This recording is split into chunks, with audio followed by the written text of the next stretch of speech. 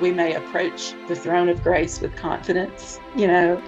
And I love that assurance that wherever you are, whoever you are, you know, as a Christian, you can approach the throne of grace with confidence, even if you don't feel very confident in yourself as a Christian at that moment.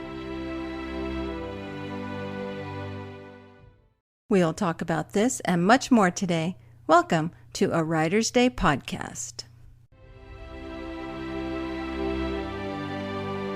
Hey everyone, welcome back to a Writer's Day podcast. My name is Ruth Douthit, and I'm an award-winning, multi-published author of books for kids and adults in fiction and nonfiction, and I'm glad you're here.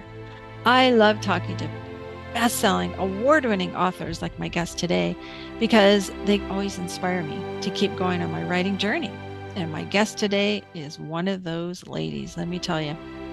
And so if you like what you hear on today's episode, be sure and follow me, subscribe, leave me a review. I'd love to know what you think of a Writer's Day podcast. And as always, head over to my website, artbyruth.com, to check out my artwork and my upcoming book projects like Fatal Standoff. That's right. The cover was revealed. It is now available for pre-order. It releases in late June. So head over to artbyruth.com to take a look at my new book that's coming out this summer, Fatal Standoff. It is book 2 in my Desert Shadows suspense series. It's the sequel to Fatal Chapters, which came out last year. And I had so much fun writing this story. I'm doing some edits right now, getting ready to send it to my editor right now. And I'm really enjoying this story, and I think you will too. And you'll learn about my other upcoming projects as well. I'm doing book 3 in my Italy series, and I'm also going to be doing a Christmas novella as well as another dragon coloring book. That's right, in time for Christmas. So head over to artbyruth.com today. She is the best-selling author of Missing Isaac, Almost Home, The Key to Everything, Under the Bayou Moon, and Letters from My Sister. Valerie Fraser Luesse joins me today. She was known as an award-winning magazine writer for Southern Living magazine, that's right.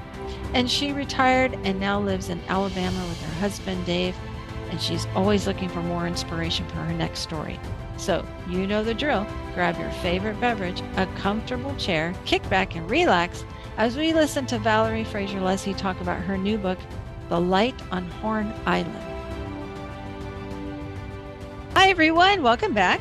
I am so excited to have friend Valerie Fraser Luesse with me here today. I haven't chatted with you in a long time, so welcome back to A Writer's Day. Well, thank you so much. It's great to catch up with an old friend. I feel like we're old friends even though we've never met. I know, and when we do meet, I'm going to give you a big hug because you're the best. Same here. Well, why don't you tell us what you've been up to? Well, let's see. We moved. My husband and I have lived in Birmingham, Alabama for many, many years. And, my parents need a little more help, and we just felt like we needed to be closer to them. And so we did the big move back out to my little hometown in a little cotton farming community in rural Alabama. So we live on a little bit of acreage that once belonged to my great-grandfather. My dad never farmed, but my mother's family did. And so it's nice to look out at the cotton fields that my cousins still farm and have that wonderful view and just kind of get back in touch with, the old family roots and all that kind of stuff. I was never too far away from them, but just being back home is inspiring me with all kinds of story ideas. So that was the biggest personal change that we've had. And then I was working on a book called The Light on Horn Island. I was working on that while we were in the throes of the move. And it's a wonder if I can even remember what it's about. It will be a miracle because of everything that was going on at the same time. We had to acclimate Cheeto the cat to being a country cat. She had never lived in the country before, but he's adapted very well and made new friends. So really just getting ready for that book launch and going through all the edits and everything and trying not to lose any parts of it between Birmingham and Harpersville, which is where we live now. Oh, I bet. Oh, wow. And I can just imagine all the story ideas that are coming to you now that you're back on the farm and with your Oh, yeah. parents. Yeah, my mother and I have a long procrastinated project that we keep talking about, but I'm really going to see if I can talk her into working with me on it. And that is that um, when I was a child, we lived with her mother, and mother was the youngest of eight. And so I grew up in the house with my grandmother. And then when my parents built their house on land across the highway, my grandmother moved with us. And so all of her things came with us. And that includes all of these family photographs. My mother probably has 4 or 5 crates of family photographs that go way, way back, Oh, of wow. my grandmother and her parents, and some relatives we don't even know anymore, but shots from relatives who were in World War II, and um, just all kinds of pictures that we really want to go through together and sort and divide by all of the siblings that she had. She has one brother remaining, and I have lots of first cousins who are fascinated with those pictures. So I'm hoping that now that I'm home, that we can work on that together and go through those pictures and just um, really reconnect, with all those family stories, which is probably why I became a writer anyway. What a treasure trove. All Oh, those yeah. photographs. Oh my goodness. I could see that being a story in the making, a group of siblings going through photographs and then like a mystery or something occurs. Yeah, yeah. We used to look through them more than we do now. Now they've multiplied over the years and there's so many. There used to be just a couple of big primary boxes, and then they've gotten added to and added to. But it's such a mixed emotional bag when you're looking at those images, because it makes you very sad one minute and very happy the next, and you're remembering things that you had forgotten about when you see them. So it's kind of an emotional roller coaster going through those old images and remembering the people smiling back at you, or in my grandmother's case, not smiling. She did not smile very often in her pictures. I think she thought it was undignified. Hmm. That is so funny. Oh, that I can just imagine those photographs. That must be incredible.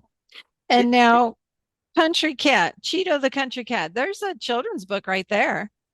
Oh my goodness. I post on my Facebook page, which I used to have an author Facebook page, and I still have it. My publisher wants me to keep it alive, but I really just everybody kept coming to my personal one anyway. So if you're listening, I'm just Valerie Fraser Luesse on Facebook. Just come to my personal page and you will meet Cheeto the cat, because he posts frequently. I have Cheeto quotes and reading Cheeto's mind, and he's often criticizing my wardrobe and other habits that I have. But yes, Cheeto did not know what to think of the country because he has grown up in suburbia, and so he had never seen a tractor before and is not fond of them at all. But the neighbors had ducks that wandered over into my parents' yard, and Cheeto didn't know what to make of those. And so he just thinks that this whole hill is his now. He Hmm. wanders back and forth between our place and my parents. And my mother was a farm girl who believed animals belong outside. So the whole time I was growing up, I could have animals, but they could not come in the house. Unless it was really cold outside and I had kittens or something, she'd let me bring them in. But animals had to live outside. They were not to be treated like humans. You love on them and you love them, but they live outside until Cheeto came along. And now Cheeto has the guest room in her house. He has a litter box on her carpet. He has feed bowls and water cups scattered all over the house because she says he likes to drink at different spots at different times of day. She gave him her favorite chair on her back deck because he likes to sleep there. So Cheeto is rotten. He is absolutely rotten. And he thinks that he has to go out to Mother's every morning about 7:30 because not long after we moved in, we started construction on a big porch on the back, and he didn't like the noise, so I would take him to Mother's house. Well, now he thinks he just has to go down there at 7:30 in the morning, and he'll pitch a fit if I don't take him. And so he plays for a few minutes and greets my parents, and then he goes to his room and goes to bed and sleeps half the day.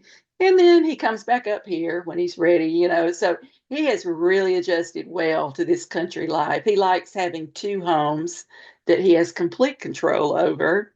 And he's a very spoiled cat, Cheeto. I'm telling you, that is a children's book right there. Well, I could picture it in my head, everything that you're saying. well, some of my friends have told me that they read the little things I post that he supposedly says on Facebook. They said, "Oh, you should do a children's book." I said, "Well, I think parents might find him a bad influence because he's such a smart aleck." But That's yeah, great. Cheetah could be a children's book. Oh yeah, sounds like a character right there. Wow. He is. He is. Well, so now let's talk about your newest book, The Light on Horn Island. I know Mhm. you probably don't have it in the forefront of your mind, but if you can, tell us a little bit about this story. Well, the main character is a young woman named Edie Gardner. She's in her late 20s and she's an Alabama girl, but she has deep roots on the Gulf Coast. Her mother grew up in Louisiana. Her grandmother is from Louisiana, her maternal grandmother. And her maternal grandmother, whose nickname is Punk Jeremy. So Punk lives on the Mississippi coast in a little fictional town that's near a real and really beautiful town called Ocean Springs, Mississippi. And so Edie has been living in New York after college graduation with her best friend, and she suffers just a heartbreaking loss. And it's something that she's grieving and she can't quite get over. And so her grandmother, who she's very close to her, calls her and basically says, "Come on down here and let these Gulf waters heal you." And so Edie leaves her job in New York and she doesn't have a game plan. She just knows she wants to be with her grandmother for a while. And so she comes down to Mississippi, and her grandmother has three childhood friends, also from Louisiana, who are rowdy girls in their 80s. And I just really wanted, through those relationships, to kind of explore multi generational friendships and sisterhood because I was very lucky to grow up with that. I had a big extended family, and so I grew up with women of all generations, gathering in the kitchen to get away from the men so they could talk about them, and just stirring up all kind of mischief together and supporting each other and loving on each other. So that was a big part of the book that I wanted that. I wanted to get at what young women can learn from older women, and how they can benefit just from their honesty and their experience and their wisdom. And so that was a big part of it, is that while Edie is trying to get over this loss, she becomes part of this really interesting female circle because her godmother is probably in her early 50s, was her mother's best friend. She also comes down and joins the group. So you have women in their 80s and their 50s and the Edie in her 20s, and they come across through a mysterious antique dealer named Jason Toussaint, a Victorian parlor game called Confessions. And it's just a book with a list of questions that you take turn answering. And they're very personal, from simple things like what's your favorite color to something like what's your deepest regret.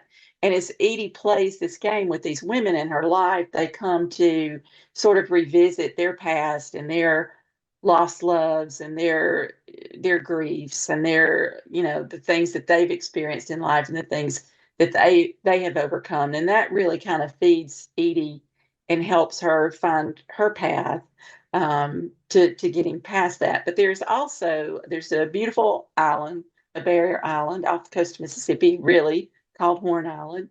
There's a famous artist, Walter Anderson, who would go over there and paint for weeks on end, beautiful paintings. And Edie has been in love with this island since she was a child, and all of a sudden this mysterious light starts briefly appearing at midnight on Horn Island. And so all the locals are trying to figure out where the light is coming from. And that sort of becomes a mysterious thread that runs through the book as Edie's friendship with this antique dealer grows, and he becomes really sort of a mentor for her.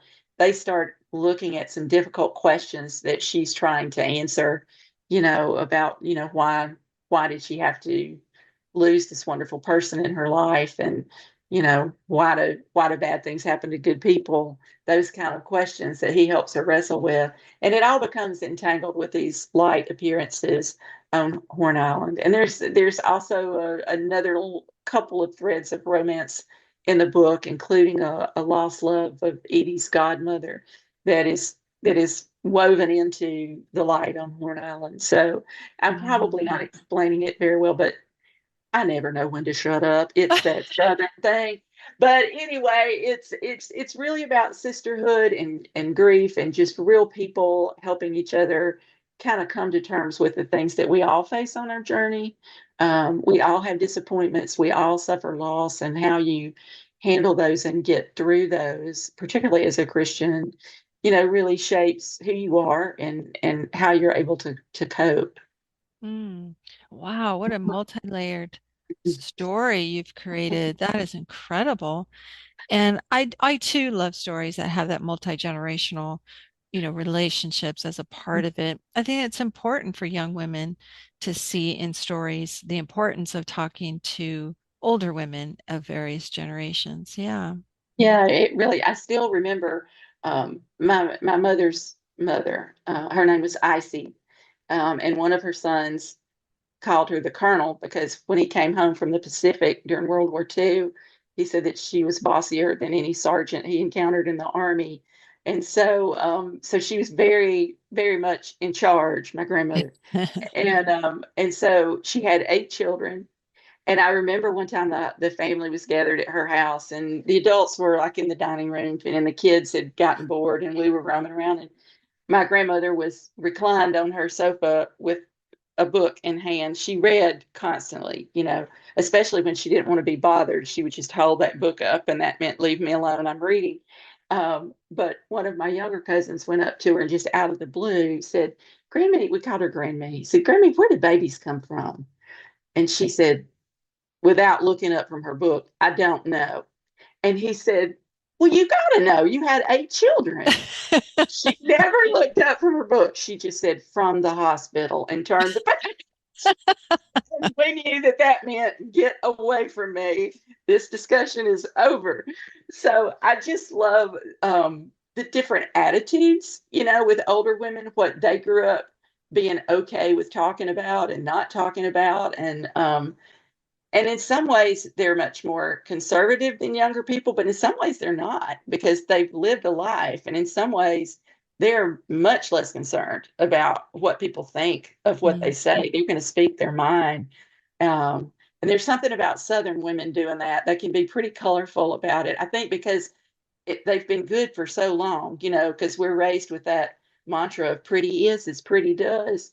But women get to a certain age down here and they're like, To heck with that. I, Yeah, I'm going to I'm say it as telling it you is. like it is. People wear makeup when I do it. So, Yeah.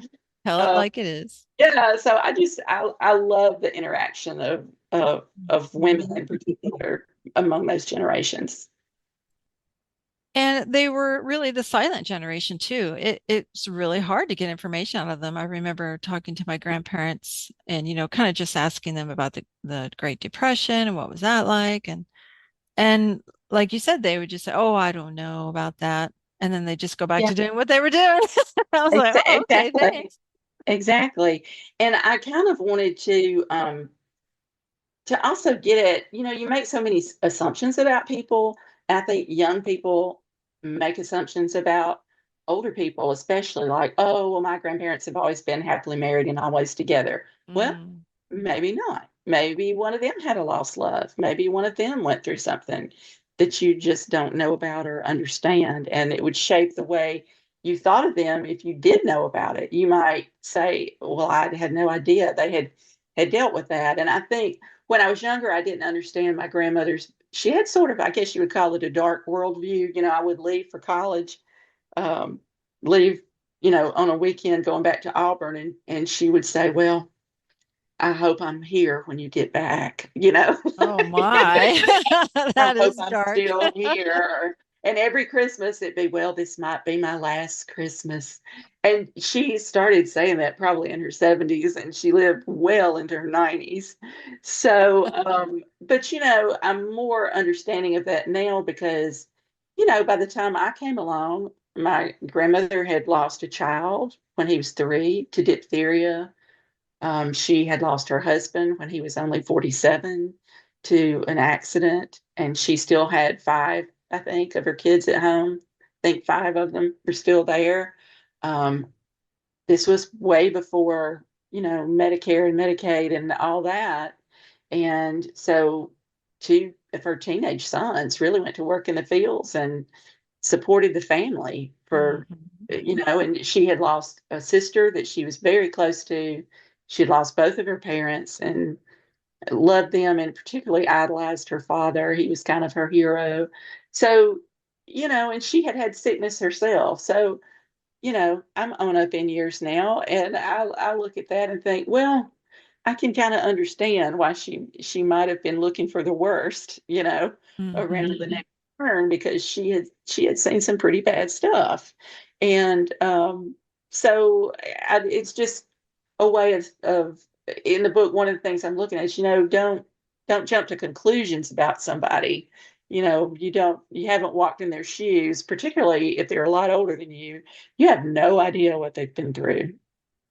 That's right. That's right. The way that they endured, and you can get quite a story out of them about how they trust God and relied upon God. And, Yeah. just asking them about God's faithfulness. Oh boy, you'll get quite a story with their Yes. answers.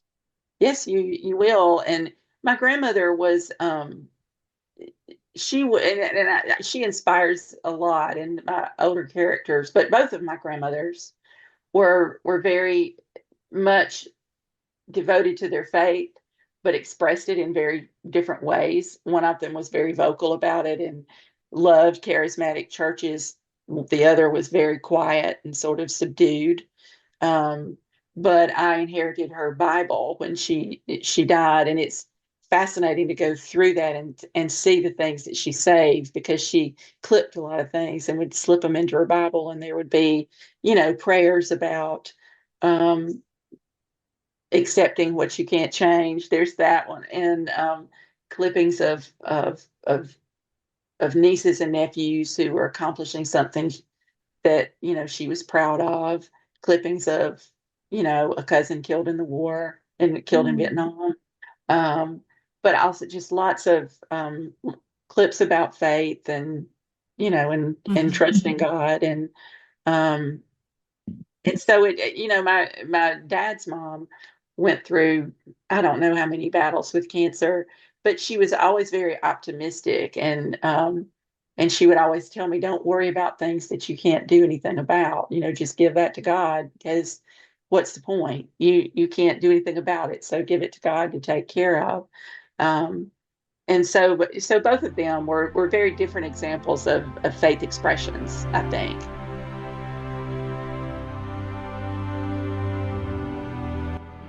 And so, is that one of the things you want readers to take away from The Light on Horn Island? That we should, rely on God and not our own strengths? Yes, and also one of the things that Edie wrestles with, and it was a personal kind of struggle for me, because Edie has lost someone dear to her at a young age, and I did too. I lost my best friend to cancer when I was 32, and Mm. we were like sisters. We had been roommates at Auburn, and just very, very close, much more like sisters than friends. And that was a very difficult death for me to deal with for many years. And in some ways, I'm still dealing with it. And that experience of the questions that Edie asked her grandmother and asked Jason Toussaint, the antique dealer, are things that, I wrestled with myself. Why did this have to happen? Why did somebody so special have to be taken? And I've actually had a couple of folks who got advanced copies of the manuscript write to me and tell me that I had a loss, and this helped me, and I hope it did. It wasn't. I set out to tell a meaningful story. But if it speaks to somebody and comforts them in some way, that's wonderful to me. I mean, it wasn't written for any specific purpose, but if it can fulfill that purpose, then I'm very grateful for that. That's a wonderful blessing for somebody to get something out of it that goes beyond a story. And the people around Edie are all people of faith, and they express it in different ways, and I like that too. I like that just because somebody is a little bit quieter about how they express their faith, that doesn't make it any less real. And one of the lessons that Edie gets out of her time with Jason is that just because you don't see a reason for something, that doesn't necessarily mean that there isn't one. Mm. Just because you don't see it in the moment, that doesn't mean that there's not a reason for what's happening, and how it will all, reveal itself over time. So I think those are probably the big threads of it, is just learning to trust and learning to know that just because you understand it, that doesn't make it beyond understanding or beyond accepting, and that you can find comfort and trust and faith even in really dark times, even when you feel like you're dealing with something that's that's beyond you. And I will tell you one other thing, and I know I'm talking too much, but if this helps somebody, my mother always will say when somebody is very sick and possibly dying, that there comes a time when you have to pray for mercy. You just have to ask God to be merciful. And I remember saying to my mother, I just don't see the mercy. I just don't see the mercy. She suffered up until the end. It seemed like I don't see the mercy. And I finally came over many years later. That was a big problem, that question, because it made me feel like I couldn't go to church. Because I felt like if I can't understand this and if I can't see God's mercy in this, then I don't feel at home in church. And I got very homesick for church. And so for some reason, one Sunday morning in Birmingham, I went to the oldest Catholic church in Birmingham, and I'm Southern Baptist. So I went into this very old Catholic church and sat down right by myself, not fully understanding what was going on in the service. But I know started looking at the Stations of the Cross, which you will see, in the Catholic sanctuary. And I remembered, Jesus asking, before the crucifixion, why have you forsaken me? And I thought, well, if Jesus, as perfect as he was, can express that feeling of forsaken, then who am I to say that I'm above it? You know what I mean? It's like Hmm. I am so not perfect. And if he had that feeling of being forsaken, and God understood that, then it was like a light to me. It's like you can go back to church. You don't have to have it all worked out to be in God's presence. You don't have to understand. You can be confused. You can feel lost. That's the very place for you. Hmm. You shouldn't shy away from church until you think you've got it all together, because you'll never go. You shouldn't shy away from God Hmm. because you think you're unworthy because you don't have it all together. Um, and that one of my favorite Wow. scriptures is in Hebrews, I think, that it's something about we may approach the throne of grace with confidence.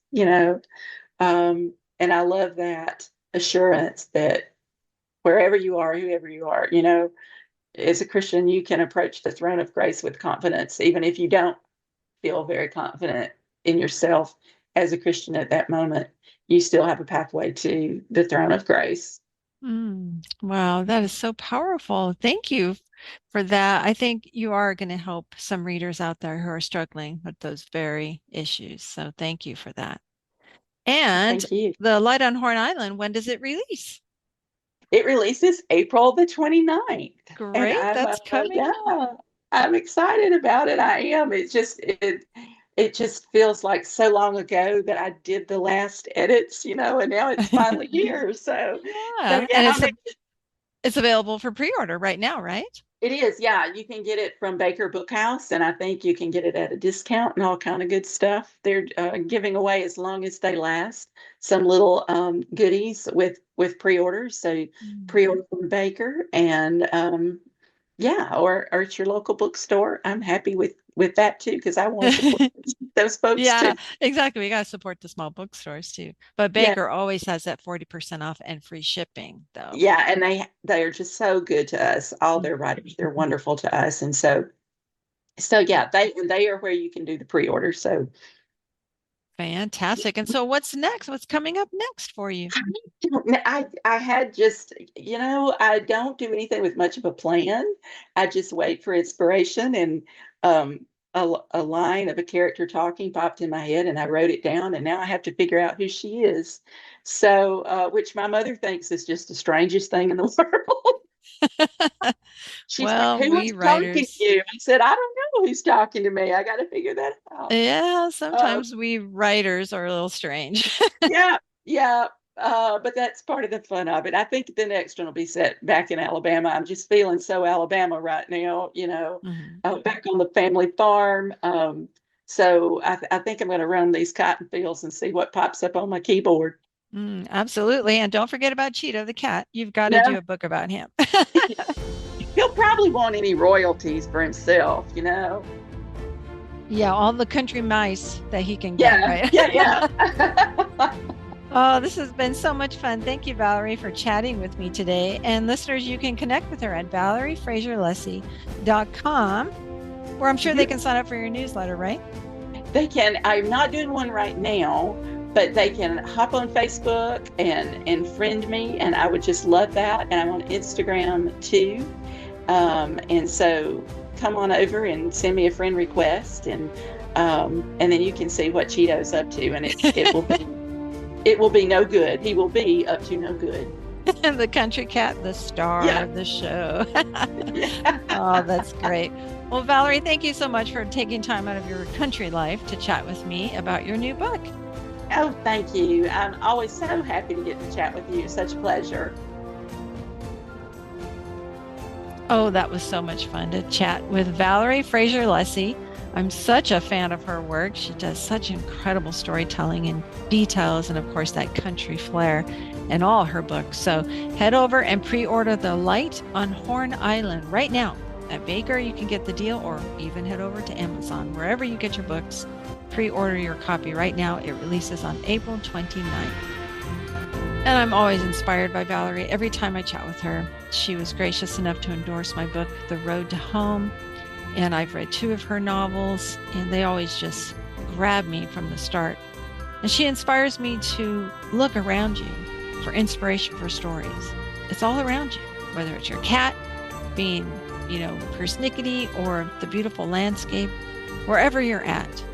Take a walk and just absorb everything, and let that inspire you for your next story. If you're struggling with writer's block, that's a great way to do it. And I hope that you've been encouraged as well to keep going on this crazy writing journey. Yes, we writers are a crazy bunch, but keep going forward, one step at a time, overcoming those obstacles, relying on God. He has such a great plan for your writing journey. And until next time, thank you for listening. God bless.